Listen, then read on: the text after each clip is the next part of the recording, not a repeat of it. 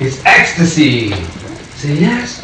So now you're training her into immorality. Your child, your 12-year-old sister or your daughter, she's being trained. Now I'm asking this story, what is the moral of the story? What is the moral behind that story? What lessons does your sister learn or your daughter learn from that? That this is life. That they're cohabiting with the father. That this happened. No. This is life. This happens. No. That there is sin in this world. Yes. And that people do sin. No. When you tell a story, you see in South Africa, your books of pornography are banned. What I can buy from Kennedy Airport in America, I've been to America, and from Heathrow, if I take it to South Africa, and if they catch me with it, I go to jail for 2 years. But he said, it's life, man, life. This is what's happening all the time. He said, you don't bring this into the country, you're going to pollute people's minds. Books of pornography. Jimmy Swaggart has written a book on pornography, and he tells you the dangers of this type of literature.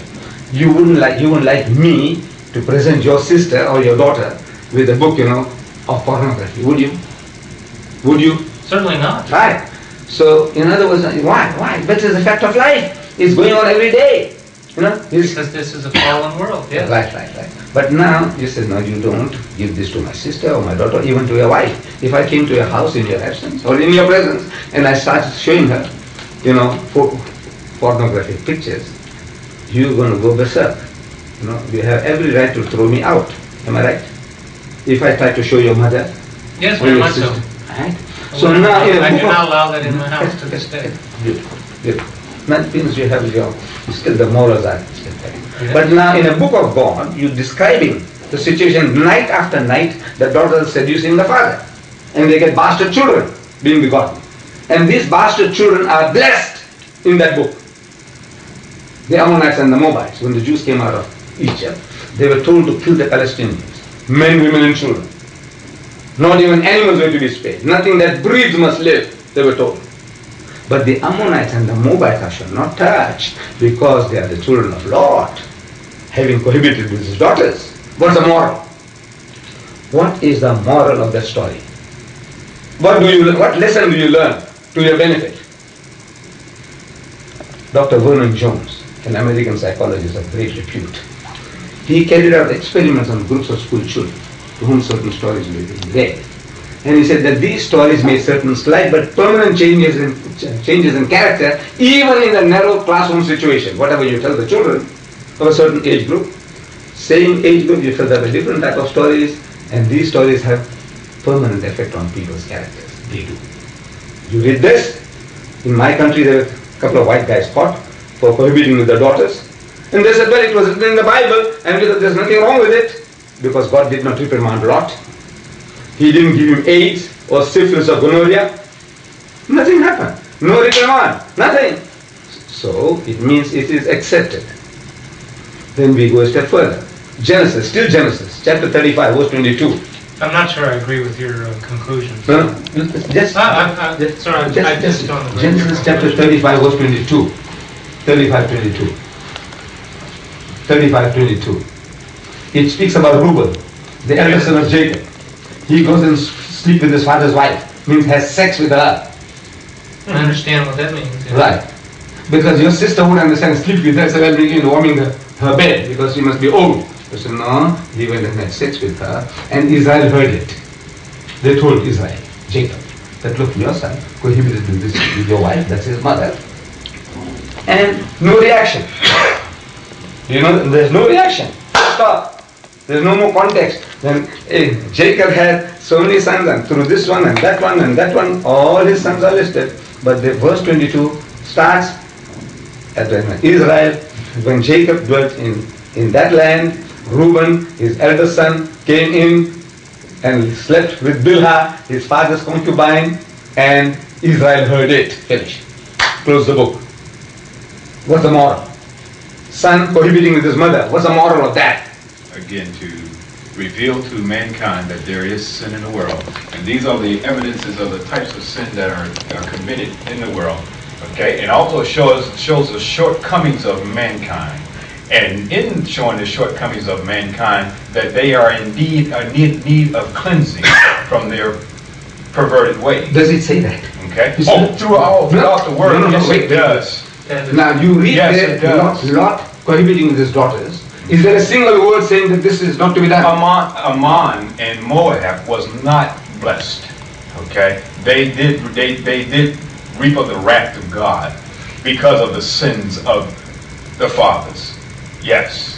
Were the Jews not told that kill the Palestinians, men, women and children, Okay. but the Ammonites and the Moabites thou shalt not touch? Oh. There were situations, yes, but they also, though, No, look, listen ahead. carefully. Listen All right. carefully. What is it? Why? Because they are the children of God. Him prohibiting with his daughters. Those bastard children are more blessed than the Palestinians. So they are a blessed people compared to the Palestinians. That's a book, that's a lesson. Reuben goes and cohabits with his mother and not a single word of reprimand. Even the father didn't react. Look man, your grandfather, 80-year-old, if somebody told him that his son, your father, had cohabited with one of his wives, with his mother, he's going to blow his tops. You know that? If he's even paralyzed on one side, he's going to blow his tops and he might have a heart attack. That's human nature. But Israel, he didn't even react. Not one word. He didn't reprimand his son. He didn't give him a slap. He said, you bloody rascal, what the hell you are? What do you do to your cohabit with your mother? There are so many whores in the world, prostitutes. Damn it all, you leave them and you go and sleep with my wife, with your mother. Not one word. Then still Genesis. Still Genesis. Don't go out. The types and types of incest. Look, this is a textbook on incest. The types that you can commit. 1 second. Chapter 38 speaks about Judah, the father of the Jewish race. He is going to Timnah to shear his sheep. Chapter 38 verse 15. Chapter 38 verse 15. Judah, the father of the Jewish race, is going to Timnah to shear his sheep. On the way he sees a woman sitting by the roadside. He thinks she's a harlot, Yes. a whore, a hooker. Yes. So he comes up to her and he says, allow me to come in unto thee, means let me have sex with you.